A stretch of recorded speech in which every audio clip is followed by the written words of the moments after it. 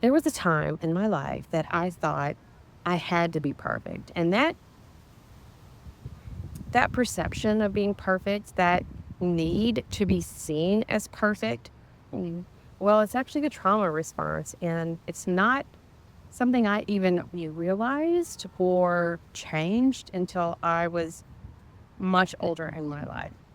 Hello, and welcome to Soul via Soul. I'm your host, Jada, and this is a show where we will help you navigate your midlife awakening with inner child healing and holistic health tools from a therapist and physician assistant so you can create a life that you love and one that loves you back. Your dreamy second half of life. From nervous system regulation to techniques to healing your inner child, I've got it all covered. So let's dive into the show.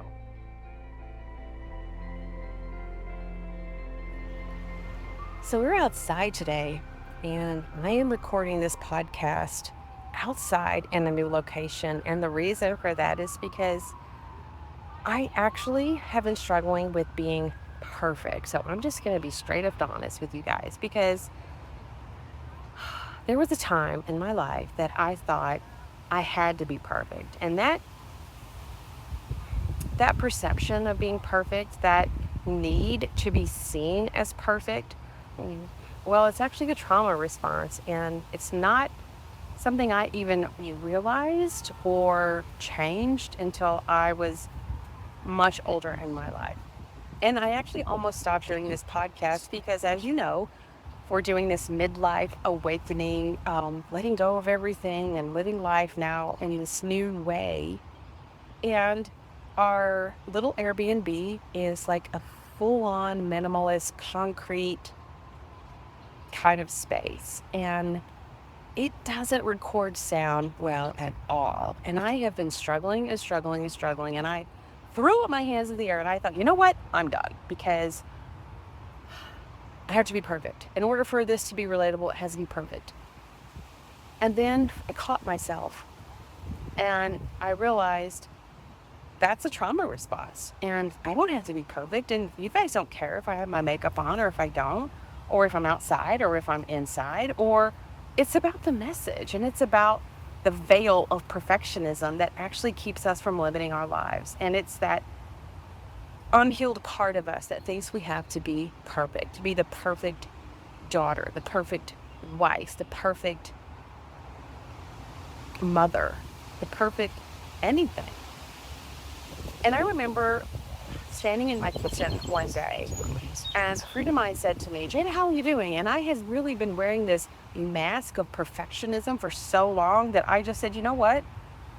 I'm struggling.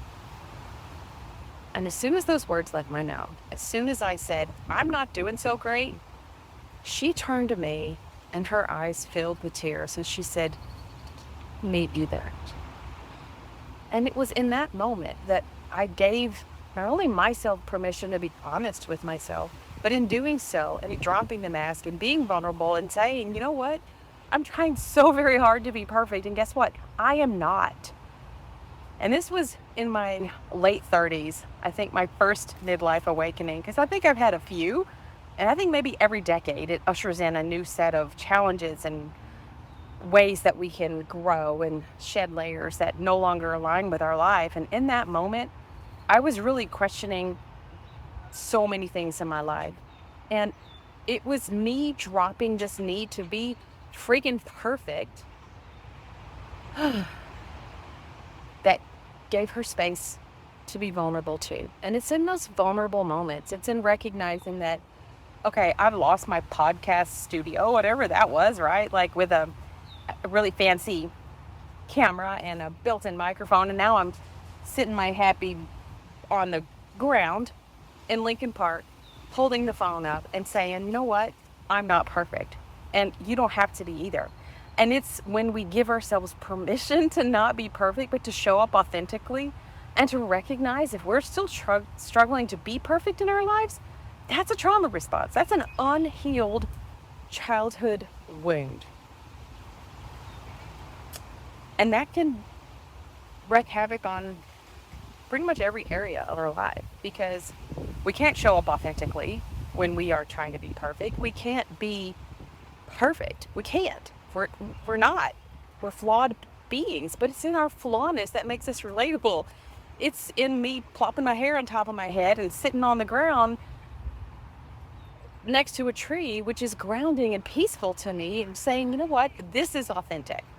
This is showing up real. This is saying, you know what, we've got stuff, we've all got stuff, and there's no need to hide that.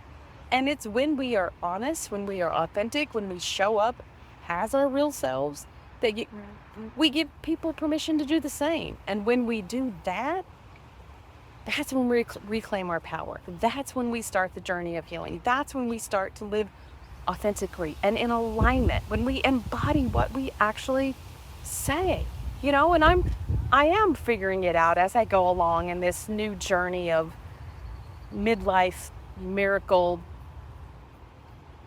traveling digital nomad life. It's messy. It's confusing. It's liberating. It's fantastic. It's scary. It's all those things. And I think I was trying to show up as perfect. And I was putting my therapist hat on and saying, like, okay, this is how you heal your inner child. And right, I am a therapist and I come from that space. But I think trying to be perfect was preventing me from actually being honest with myself, honest with you, honest for the people that show up. And again, if you're catching this on a podcast, you can't see this beautiful, lovely garden that I'm sitting in.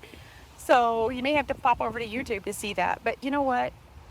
I don't need to be perfect for you to hear the message that if you're still struggling with perfectionism, that's an unhealed childhood wound. And until you go and do the work of healing that, it's really going to limit your life. It limited mine for decades. And I don't want that for you. I want you to have the joy and the contentment and the peace and the beauty that comes with living authentically, with dropping the mask and realizing that it's in our flawedness, it's in our ways that we show up authentically and vulnerably that actually allows us to create a life we love and one that loves us back. It's the whole point. It's why we're here. It's why we're here. It's to show up and remember what we are inside. Divine, whole, beautiful beings. And we get that message mixed up when we're trying to be perfect. The birds definitely agree with that statement. So take that as your sign, for me and the birds, that if you're still trying to live life from a perfect lens, you're not doing yourself or anyone else any favors. And if you need some help, some support with healing that inner child, that's why I'm here. I got you. I've done the work, and I'm here to help you do the same. So have a blessed day. Not being perfect, but being messy and loving life. Thank you for joining me today on another episode of Soul via Soul. If anything resonated with you, share it with your friends on Instagram and give me a 5-star review. I really appreciate you being here.